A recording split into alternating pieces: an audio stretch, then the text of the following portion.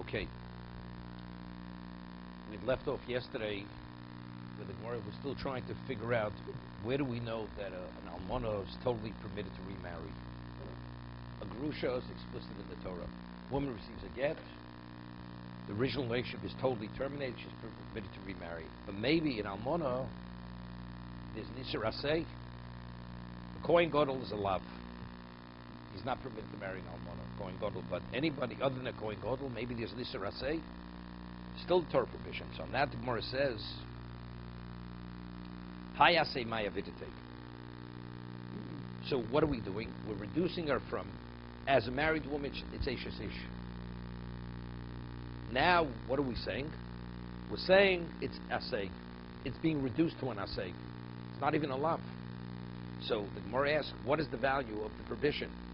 If actually the death of the husband impacted on the original attachment, Tishri Lagamri. Why are we holding her back? She should be fully permitted to remarry.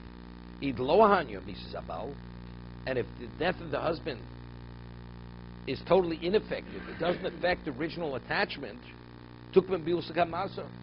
even a widow, it should be punished by death. If you have relations with a widow, we should still consider her a fully married woman. It's either intact or it's not. So you'll ask me a question, what about Aman Kohen Gadol? It's not because there's something left. Being a Kohen Gadol, it's because of his status, we don't want him to marry another man's wife. A woman was married, not because there's any remnant or any trace of the original relationship. Because it's something of the past. He should have a woman who was never married before, because of his status. No, but Almana is an Almana, even if she never had relations. She's still an Almana. Still not permitted to Kohen Gadol. It's not because there's a trace of the original marriage.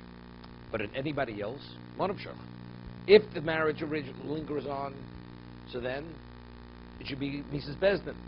And if it doesn't linger on, why should there be a residue of that original relationship? That there should be an Isser Aseh? Either it's everything or it should be nothing. So Gemara says, why not? Alom alo. Afikta b'misa bukma alesei. He says, why not? Maybe it is reduced. That because originally she's married, we remove her from that original status of liability of Mrs. Bezdin, and now there's only a provision on Isser Aseh. Where do we find something similar? Midi d'avi absul m'doshim. Person consecrates an animal which was unblemished. Magdish an animal that's unblemished. Kedushas mizbeah. It subsequently gets a mum. So what does the Torah say? What do? You vote it. You redeem it. And now the animal you redeem, are you permitted to eat it in the state of Tumah? The answer is yes. Right? Does it have to be slaughtered in the base of English? The answer is no. You're not even permitted. It's chulin. But are you permitted to shear it? Are you permitted to work with it? Are you permitted to milk it? The answer is no. But why? Manavsha. Either it should have its full kedusha, it should have no kedusha.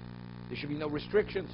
But we see, as a result of what originally was, it retains a degree of what? A degree of kedusha.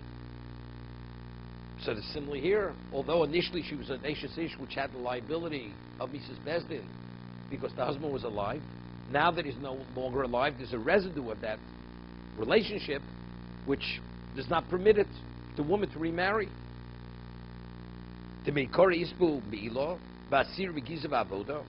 Initially, if you'd benefit to the provision of Mila, benefiting, which has liability, you're not permitted to shear it or work with it. Parkinu, but after you redeem it, if you do the pigeon, Mila lesbu, it's no longer Mila, but Gizav Avodah Asiri. But the provision of Gizav Avodah, to shear it and to work with, that remains. So why does it remain? The answer is because there's a trace of that original Kedusha.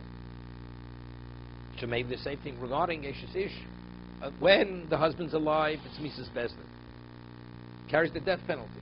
He dies now, the relationship is no longer the same, but there's a trace of that original relationship.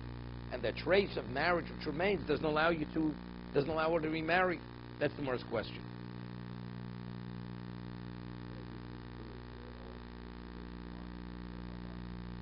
No. That there's a trace. So now, Kohen Gadol, we still could say, a Mondal Kohen Gadol, why is his predicament more serious? Because he's a Kohen Gadol. It's inappropriate. He should marry another man's wife. But everybody's not permitted. But it doesn't have the severity of a lo saseh, but it's an isur aseh.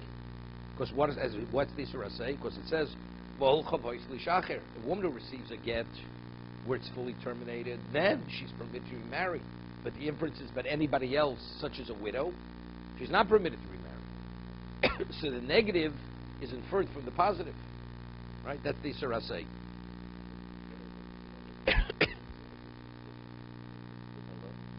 No, again, we say it doesn't make sense.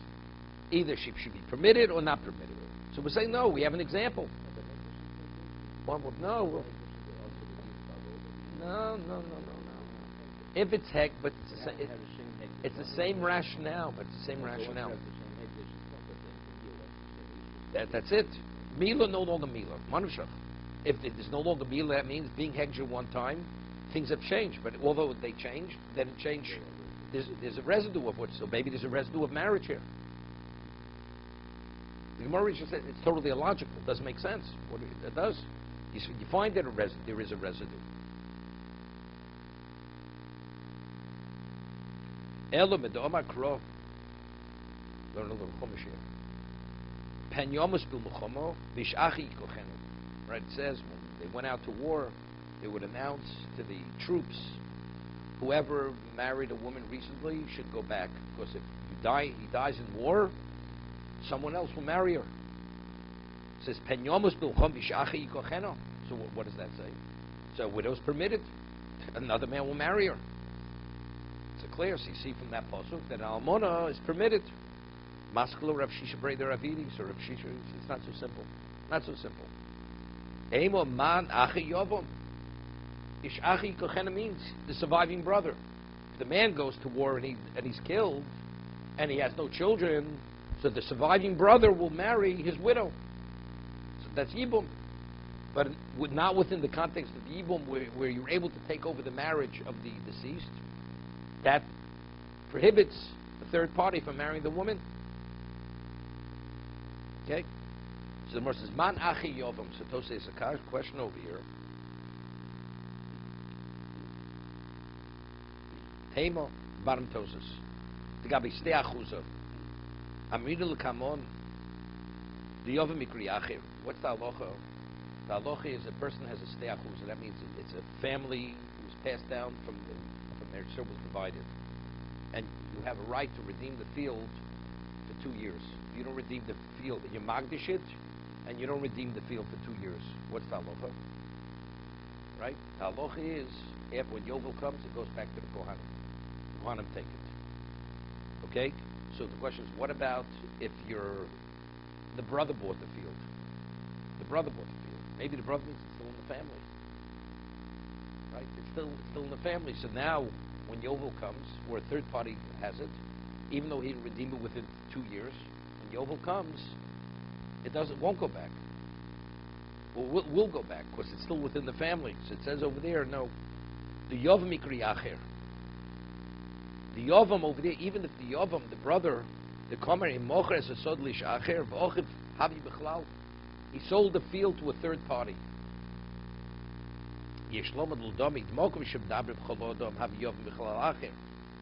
When we speak about selling a field to a third party, so the Yov is also a third party. But over here we're speaking of the boy here we're saying a married woman normally is not permitted. Is not permitted. So over here to the average person. So when the Torah says she will be killed in battle and she will fall to Acher. So we're talking about one individual over here. Over there, you can sell your field to anybody you choose to sell your field. So Acher means everybody, including the Yovam. Because we'll see in a minute. Question. But the Gemara was saying right now, who's the Acher? The Yovam. Maskal Rav Shish Breder Avidi, Ema Man Achi Yovam. How could you refer to the Toss is a little bit too early. How could you refer to the Yovam as Acher? The Yovam can be Acher. He's not a third party. Omer Ravashi, so Ravashi responds based Shuvas B'Dover. The two things I could say why what you're saying is incorrect. Chado, the Yovam Likri Acher. Yovam is not called Acher. The Yod, Ksiv. We have another person, which tells me that a widow is permitted to remarry. How? Now the Torah says, a man marries a woman, Higach Ishisha, Then it says, "Umotzova ervas dover." She didn't behave properly. So what is there? It says, "Koslik sefer krisus." He writes, he gives her a get. V'holcha v'hoysin l'shacher. Right? In that next week's parsha, Parshas Shoftim. He give her a get. V'holcha v'hoysin l'shacher. And what happens? So that's the get. She holcha. Then it says, sefer krisus. That says oki omus or achron. What happens the second, and what happens she marries, instead of not that the second party divorced her, right? But the second party dies. Let's stop for a moment. Rashi says over there, the woman already is a woman who doesn't behave properly as a wife. So if he divorced her because she's a marshas, she's a marshas, this woman. What do you marry this woman? A man put his trash out in the street. You would take his trash. Don't you realize you're creating a problem? The answer is usneo. So he'll divorce her. What happens if he doesn't divorce her? He stays with his marshas. She's going to bury him. One or two things are going to happen. Either he'll wake up and see reality, he'll divorce her. But if he doesn't wake up, she's going to bury him. That's okiyomos ish achron. The second husband will die. So the Torah iskish misal gerushin. There says either the second husband will divorce her or he'll die. What happens if he divorces her? That's explicit in the Torah. She's permitted to marry a third party. Correct? Or dying. So we're juxtaposing death to gerushin. Ma gerushin shario vigomeres. When you give the get, it permits her because it finalizes. It terminates the relationship. Af miso shario vigomeres. So death also permits her because it severs the relationship between the deceased and his wife.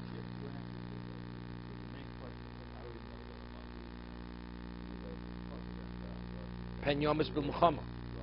So he says. First he says you can't call it. And he says, and if you're not satisfied with that answer, I have a hekish. Either the yom's not an acher.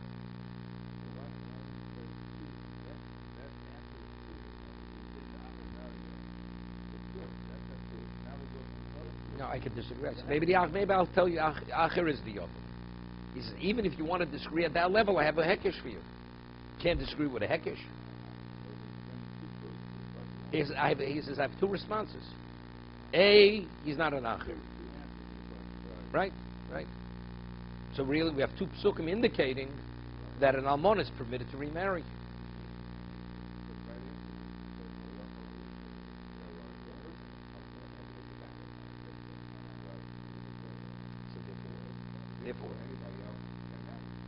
No, that could be, what's his name? No, that's the Grusho. That's Parshas Grushoso. The guy who dies can't take his wife back.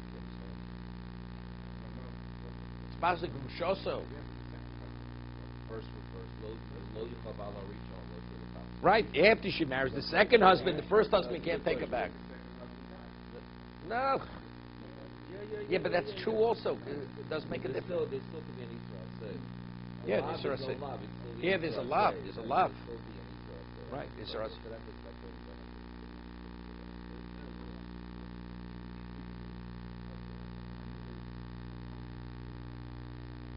You're wrong on two accounts. You're wrong. That's what he's saying. You're wrong on two levels. Firstly, the original point is baseless. In addition, I have an explicit hekish, which is uncontestable. You can't refute that. That's what he's saying. But you see, it's not so simple. A widow, of course, she should permit it. Why is she permitted? Because she's permitted. Not simple. Right. That's how we start off. Svaro. He prohibited her. Now he dies. She's permitted. No, it's not so simple. Not simple. But it's interesting. We spoke it. We had the suit before Bispashtos. Person says Chetzir Kudeshesli. So the Gemara question, you say Spashtos. This person goes and says Magdish. If an animal, the whole animal is Hektish. Right? So Tosa says that's only if he uses a Lashon kiddushin. Hareit Kudeshesli. Because we had earlier, because marriage is similar to kiddushin, to hegdish. Just as when you consecrate something, the object becomes forbidden to the whole world. Identically, when you marry a woman, she becomes forbidden to the whole world.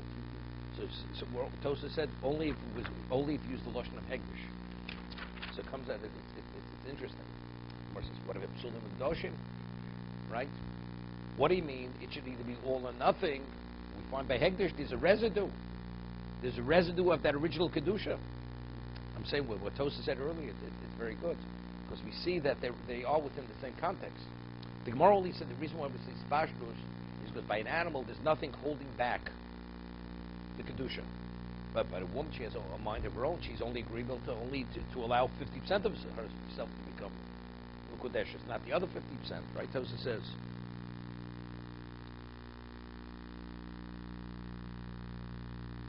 He says by a carbon we have a posuk. By a woman there's no posuk. In the nearest kartik they were pirish to have Kodesh b'loshen hegdish. Kamalo. Kid omre shpirka de osla kuliyama kehegdish. Shodom osa kehegdish. Lefichach yishlios dino kehegdish. Like Tosa says earlier.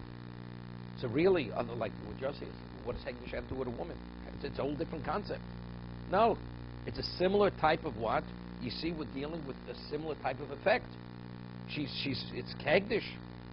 So there should be a residue, even though there's no law of me'ilah. But it's interesting. When a woman commits adultery, how does the Torah refer to it? Mal mal. Mal mal. It's me'ilah. Right? Oh, even though in English it's explained she betrayed her husband. Right? It's a betrayal. Right? But also, that's me'ilah. You have no right. Some say it's very good. Besides what I answered, it's very good. You see that there's a connection between kiddushin and hegdish. I've mentioned the Gemara says in the Chorus. What about if a person is magdish a balmum initially, a balmum, right? And then he's poded. Then in case of psul kedoshim, he's magdish a tomim, an unblemished animal, subsequently gets blemished. So what was the original level of kedusha? This animal was meant to be a korban. It would have been a korban. So we say, now that you poded, what's the halacha? It's also because of avodah. You're not permitted to shear it. You're not permitted to work with it. What about initially you magdish a balmum, which you're not permitted to, but he did. So the hegdish is effective. You poded, you're permitted even because of avodah. Why? Because the second animal never had relevance to the mizbeach. So it's a different degree of kedusha. I'm just saying, there's a difference. No, it's kedusha, but it's not kedusha's mizbeach. It's kedusha's dummy. Its value was not to be brought itself as a korban, but to be used to purchase a korban. Right? So it's a different dimension of kedusha. It's a much lesser level of kedusha. Before it was attached to the mizbeach, it was a more advanced level of kedusha. Right? That's different. So a woman, she's the most advanced level. Initially carried the death penalty. So now that it's been reduced, maybe there's a residue similar to that. That's what the Gemara is saying.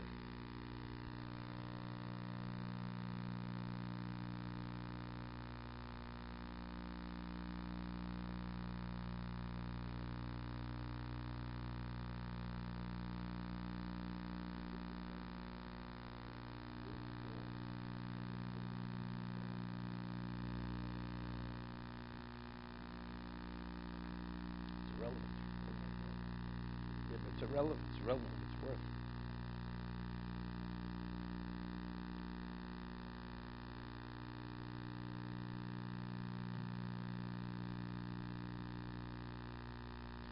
There's a Reb Chaim. Reb Chaim says something interesting.